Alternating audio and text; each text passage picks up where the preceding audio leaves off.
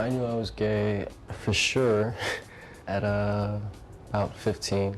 Dean left home when his parents couldn't accept his coming out. What's it like to be a gay kid in a straight world? It's pretty hard. Then again, it's kind of make it up as you go.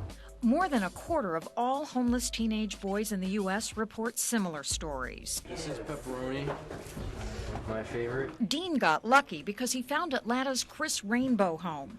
It's a rare refuge for teens in exile from their families because they're gay. Marriage and family therapist Kathy Colbinson says Rainbow Home fills a critical need. I think it's on us to help our children and youth grow up to be successful, contributing citizens and members of society. The streets can be pretty mean for kids in crisis about their sexuality, but there's evidence they may not be much better off in a place many of their parents consider safe.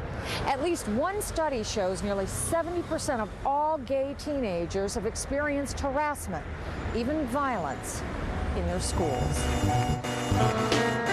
I don't think parents have any idea that this is going on. He leaned over and whispered in my ear, "faggot." I had no idea what that word meant.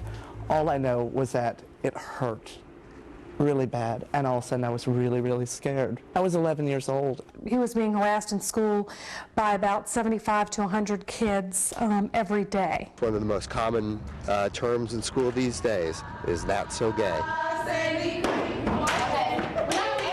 This student at Sandy Creek High School says he was targeted every day with homophobic slurs and assaults. When he finally cried for help, a bully intervention group stepped in. Enlight Steve Epstein says anyone who's considered different is at risk. Administrators here crack down on the attackers, but there's evidence that rarely happens. We talked about it, and nothing was done.